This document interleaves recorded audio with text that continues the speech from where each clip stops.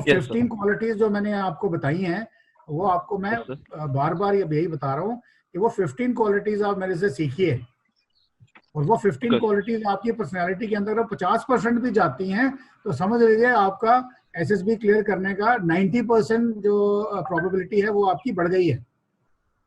Yes sir. ठीक है, मैं इसको दोबारा एक बार फिर से आपके सवाल का जब आपका सवाल वही है, मैंने पिछली बार भी यही बोला, तीसरे सेशन में भी यही बोला, सेकंड सेशन में भी बोला कि आप जब मेरे को सवाल पूछते हैं उससे मेरे को यही अंडरस्टैंडिंग आती है कि आपने मेरी जो स्ट्रेटजी है वो आपने समझी नहीं है।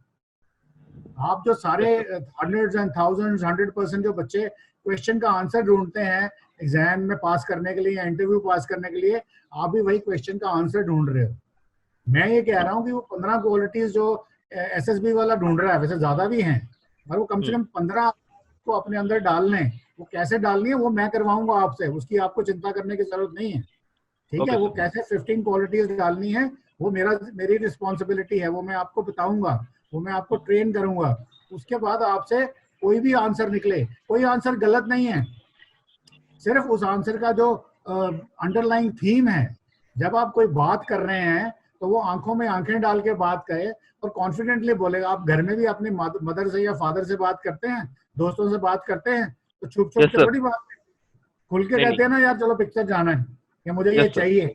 उसी तरह से वो भी उसके सामने भी आपने खुल के बोलना है कि देखिए आपने मुझे पूछा कि मैं बार बार यही एक एग्जांपल देता हूँ कि मेरे को अपनी स्टडीज की प्रिपरेशन करनी थी, मेरे गांव में फैसिलिटीज नहीं थी, टीचर पढ़ाते नहीं थे, मेरे पास कुछ किताबें थी, मैंने अपने बड़े भाई को बोला भाई मुझे किताबें शहर से ला दो, या मैंने इंटरनेट पे, मेरे पास आजकल मोबाइल फोन है, सर्च किया, उसमें मैंने देखा, फिर मैंने प्लान बनाया, उस प्लान के मुताबिक मैंने पढ़ना शुरू किया, पढ़ते पढ़ते मैंने मेहनत की दिन रात। मदर को बोला कि मुझे को रात को 11 बजे चाय दे दीजिए, फादर को बोला कि आप सुबह मुझे 5 बजे उठा दीजिए। इस तरीके से आपने प्लान बनाया और सर मैंने बहुत मेहनत की और मेरे 50% ही नंबर आए हैं और that's the best I could do, और इसके बाद मैं आगे जब जाऊंगा तो और अच्छा करूंगा।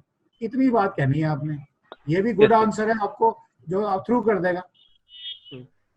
बात समझ में आई? तो इसी तरह से 15 क्वालिटीज हैं और 3 आदमी हैं आपको असेस करने वाले, तो 15 into 3 45 हो गया, तो 45 टाइम्स आपके ऊपर ये ग्राइंड आ रही है। तो 45 टाइम्स में प्रेशर्स हैं, टाइम के भी प्रेशर्स हैं, आपको वो मुश्किल सिचुएशन में भी डालेगा, बहुत सारा दिमाग में एंजाइटी डालेगा, दिमाग में टाइम का प्रेशर डालेगा। तो आप में से कभी ना कभी अगर आपने ये क्वालिटीज अपने अंदर नहीं रखी हुई हैं तो वो झूठ कहीं ना कहीं एक्सपोज हो जाएगा। मैंने आपको बोला था ना कि अगर आप झूठ बोलते हो तो उसको छुपाने के लिए 100 झूठ और बोलने पड़ते हैं, मगर अगर सच बोला है तो वो तो सच ही रहेगा, कभी भी कोई भी बात कर ले। तो वही नॉलेज यहाँ पे भी लगती है। अगर वो क्वालिटीज आपने इम्बाइब कर ली हैं तो उसके बाद आपको ये सवाल का जवाब ढूंढने की जरूरत नहीं है, वो आपके माइंड से जो भी निकलेगा वही जवाब है और वो सही जवाब है। Please like and subscribe.